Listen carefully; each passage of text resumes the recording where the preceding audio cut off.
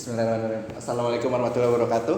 Waalaikumsalam warahmatullahi wabarakatuh. Ya, baik teman-teman mahasiswa sekalian, kita masuk ke dalam pertemuan kedua ya di mata kuliah perbankan syariah, di mana di mata kuliah perbankan syariah ini yang pertama kita akan membahas tentang akad-akad dalam perbankan syariah. Baik, sebelumnya apakah kalian pernah ke bank syariah dan pernah membuka tabungan syariah? Udah ada yang punya? Alhamdulillah belum. Belum? Bukannya online, Pak. Iya, bank syariah digital. Digital. Syariah digital kan ada Bank Jago, terus Bank Hijrah. Ada? Pernah? Enggak. Aku Besi. Besi. Kamu punya Besi? Oke. Ya. Jadi kan memang di dalam perbankan syariah itu nggak kayak konvensional ya, nggak kayak di bank konvensional. Karena di perbankan syariah itu banyak sekali produknya banyak, akadnya juga banyak. Yang perlu kita ketahui adalah kita ini nantinya sebagai lulusan ekonomi Islam, ya kan, kita perlu mengetahui akad-akad tersebut sehingga dalam mata kuliah ini kita akan mempelajari tentang akad-akad dalam perbankan syariah. Nah, maka dari itu, di mana tujuan pembelajaran di pertemuan kali ini, kalian nantinya akan mampu menjelaskan dan menganalisis jenis-jenis akad dalam perbankan syariah, sehingga nanti kalian juga akan melihat mind map ya. Kalian akan menyusun dalam akad tersebut dalam bentuk mind map, ya kan. Mind map ini nantinya akan kalian gambarkan di beberapa platform desain seperti Canva, Miro dan lain-lain.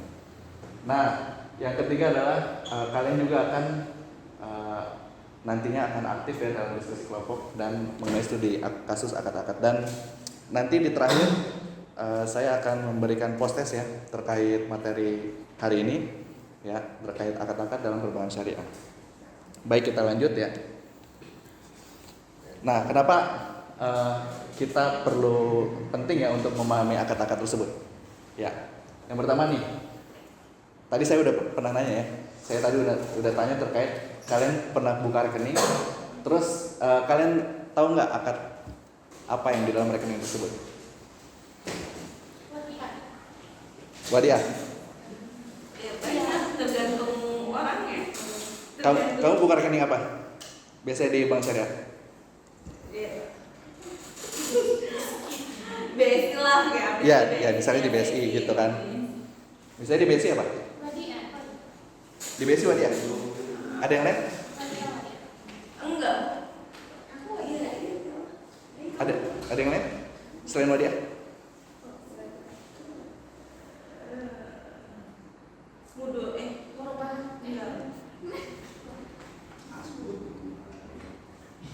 Oke, kita lanjut dulu ya. Ya, oke, nanti saya kasih tahu sama dia.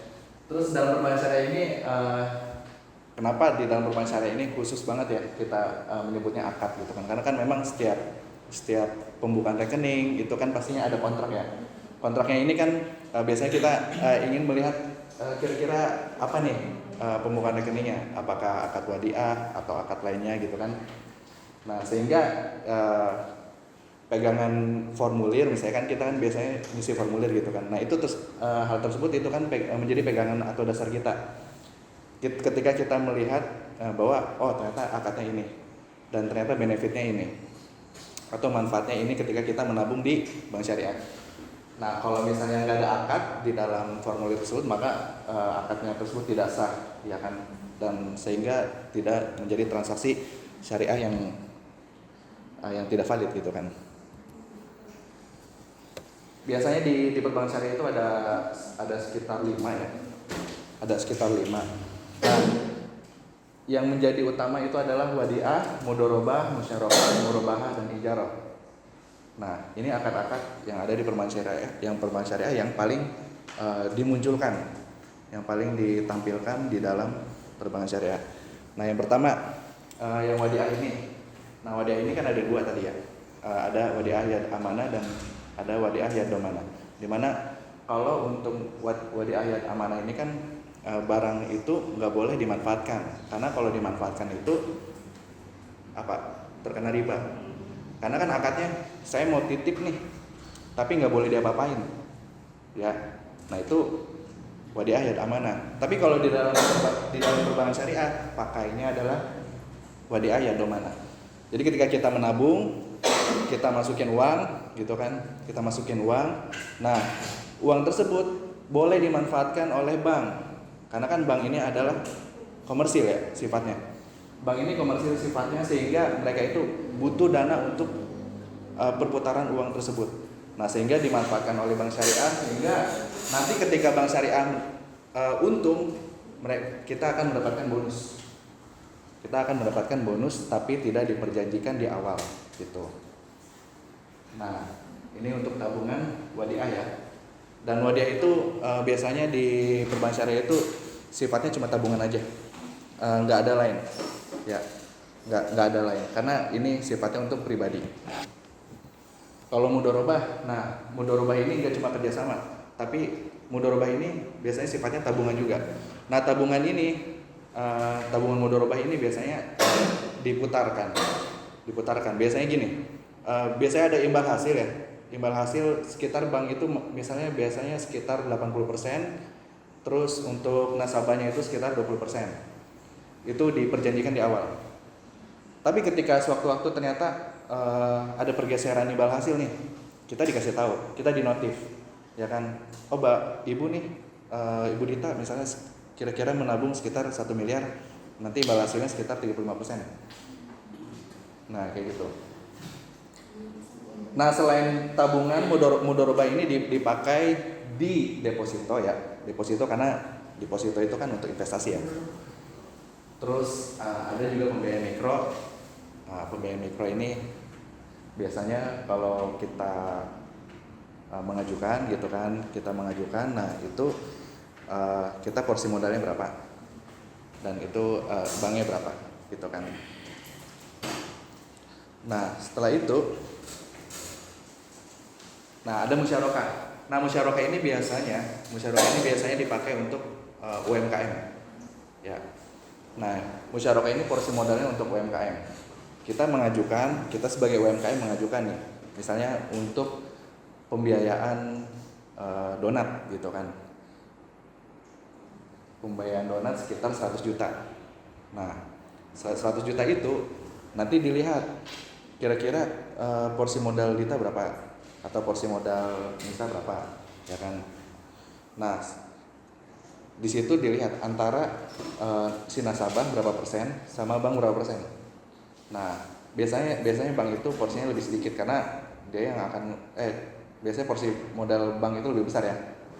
Mohon maaf, lebih besar karena kan yang butuh dana itu kan si nasabah, ya kan. Nah, bank itu biasanya bisa mengeluarkan sekitar 80% maksimal. Ya, ketika kita mengajukan 100 juta artinya yang keluar itu hanya 80 juta. Karena kan ini musyarakah, harus patungan. Ya kan? Berarti kita harus punya sekitar 20 juta ya. Nah, sekitar 20 juta. Karena ini masuknya ke dalam pembiayaan proyek bersama. Nah, oke. Ada lagi murabahah. Nah, murabahah ini jual beli dengan margin keuntungan. Biasanya murabahah itu masuknya kalau di lini perbankan syariah itu masuknya ke dalam pembiayaan KPR, pembiayaan mobil atau pembiayaan motor. Karena apa? Yang pertama adalah mobil itu dibeli dulu sama bank syariah. Lalu setelah itu bank syariah akad dengan nasabah. Dan dari situ akad dengan nasabah dan dari situ dikasih tahu porsinya bahwa yang pertama bank syariah membeli pokoknya berapa. Misalnya mobil CR-V gitu ya, sekitar 480 juta. Nah, terus bank syariah mengambil untung sekitar 300 juta. Dengan cicilan misalnya sampai 5 tahun. Berarti total yang akan dibayarkan oleh kita sebagai nasabah itu sebesar 789 juta. Kayak gitu. Nah, itu murabahah, ya kan? Karena kan ini komersil ya sifatnya. Jadi sehingga meskipun ini syariah, tetap dikasih tahu nih bank itu mengambil keuntungan berapa. Jadi kita nggak kaget di awal. Di akhir nggak kaget. Jadi di awal udah ketahuan bank syariah untungnya berapa. Kalau ijarah ada yang tahu? Ya itu juga sewa. Bayar. Iya, sewa apa? Sewa. Farhan? Sewa barang seperti contohnya leasing Pak. Tapi leasing ini leasing syariah itu. Menyewa gitu, menyewa barang Ya. dalam waktu jarak tertentu. Ya, jatuhnya gini. Oke lah. Pertama dari sewa properti ya. Kedua, leasing itu kan apa? Kita biasanya kalau beli motor itu kan kita DP dulu kan. Terus baru itu kan belum lunas, kita harus cicil, ya kan? Nah, leasing itu seperti ijarah.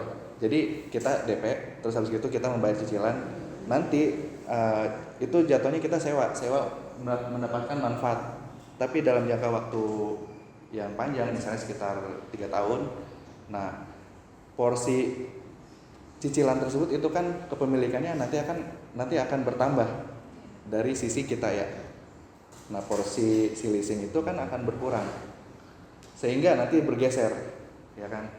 Nah, bergeser ini kepemilikan si nasabah itu bertambah sampai full, ya kan?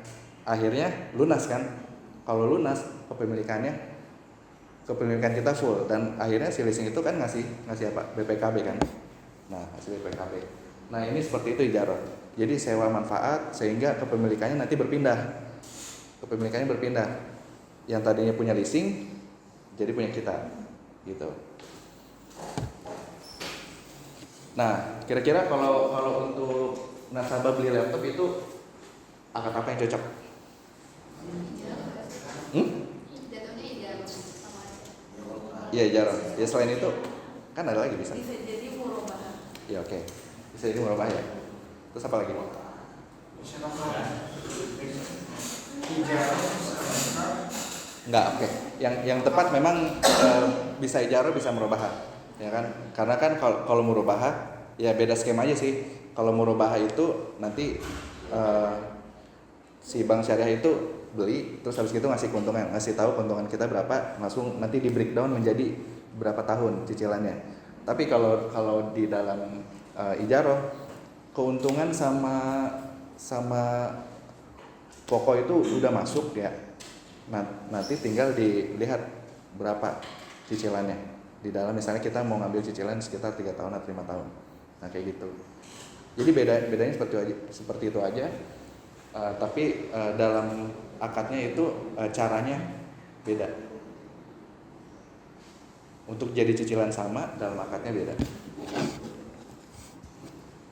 Kira-kira apa sih kalau yang kita lihat akad apa yang sering kita temuin kalau misalnya kita masuk ke bank syariah atau misalnya kita lihat scroll IG gitu ya terkait bank syariah?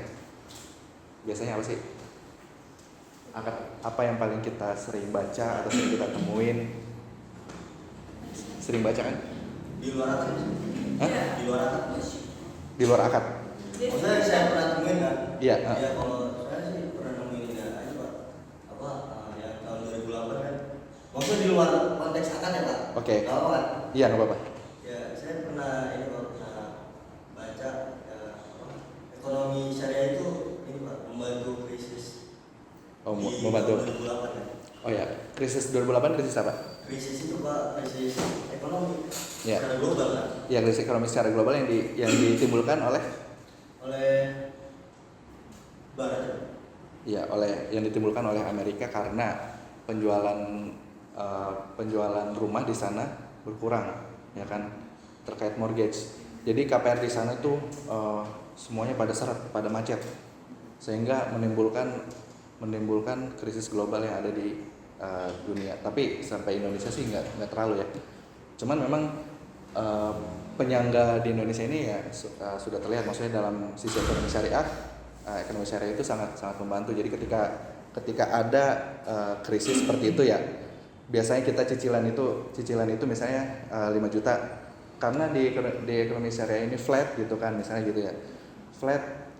Jadi bunga itu kan kalau dalam bunga itu kan pasti nambah, karena biasanya kalau inflasi moneter itu ketika bunga nambah, cicilan nambah.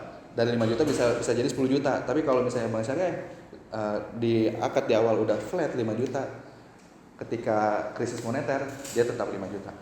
Jadi sesuai dengan kemampuan dan kesanggupan kita gitu.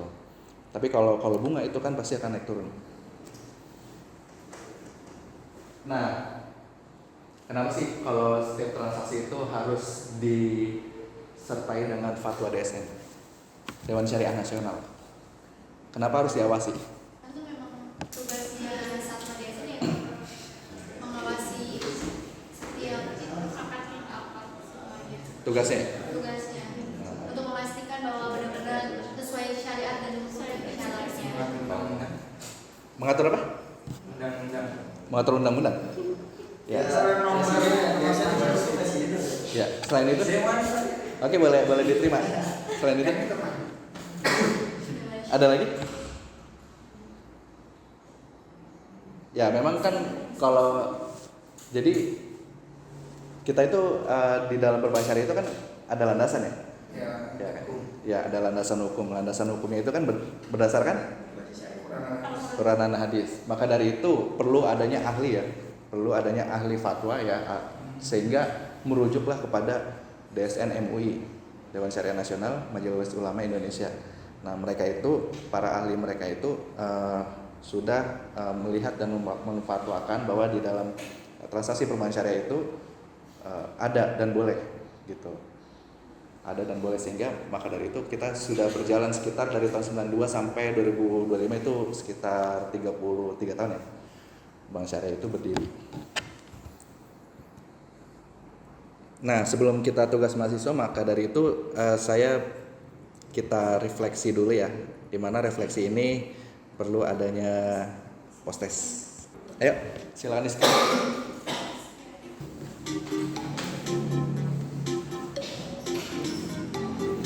Ini ada sekitar 15 pertanyaan tentang akad. Nah, maka dari itu coba kalian semaksimal mungkin dengan penggunaan pengetahuan kalian, maka kita bisa lihat hasilnya ya. 1, 2, 3, 4, 5, 6, 7, 1. Oke, udah 7 orang ya. Kita mulai ya. Bismillah dulu.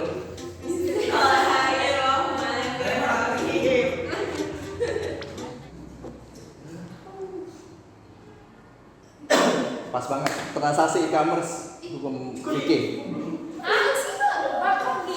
Tunggu. Apa tadi? Hukum fikih dalam transaksi e-commerce boleh apa gimana? Tapi yang tidak jelas kualitasnya. Baca.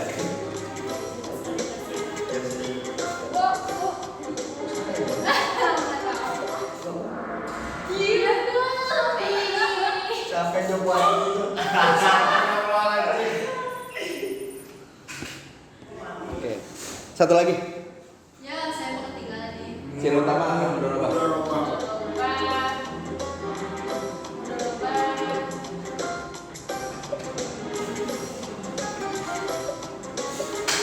Bismillah. Ya udah nggak tahu sih aku lah. Gara-gara salah teknik. Oh, enggak. Itu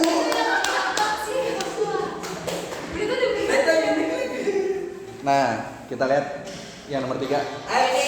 Amoy. Masih Amoy. Amoy Farhan. Udah, langsung. Bapak, tadi saya satu Pak. Ya, itu betul. Aku. Bila sama Fahri ya. Oke. Amai siapa, Cok? Tuh, dia juga masih beda tipis ya. Ya bodoh amat, yang penting gua juga masih 1000 tuh. Oke, sebentar kita lanjut ya. Jadi nanti kalian itu kan sudah lihat ya, sudah evaluasi terkait akad perbankan syariah. Nah, maka dari itu kita nantinya akan buat mind map ya terkait akad tabaru ya. Tabaru tuh akad tolong menolong sama akad tijari. Tijari itu akad komersil. Nah, kita buat mind map dari Canva, Miro atau Investor. Nah, terus ditambahin juga buat kalian itu contoh kasus tiap akadnya. Ya. Nah, tadi kan ada contoh kasusnya ya, bahkan di soal-soal evaluasi juga ada. Deadline-nya Jumat besok ya. Nah, Oke, sekitar baik. format gambar atau PDF. Oke, baik, Mbak. Ih, saya nggak terima, masa calon jadi Yo. nggak mau, pokoknya jadi. Ya memang Itu jadi doa dia untuk terkabulkan. Ayo. ya tenang, pokoknya pintar saat ini tidak menggambarkan pintar ke depannya gitu. Iya. Siap. Itu hanya angka doang. Ya itu hanya angka. Bisa mengatakan mengidentifikasi Tapi awal belum makan akhir deh. Oke. Absen. Silakan absen, silakan di scan. Ya, udah Dr. Kaidiran udah kan? Sudah. Udah. Ya udah, oke. Ya, terima kasih yang telah hadir di sesi pertemuan kedua ini yang terkait topik akad perumahan syariah. Saya cukupkan di hari ini. Terima kasih. Jangan lupa tugasnya di hari Jumat ya, sampai jam 12 malam. Itu tugas individu ya.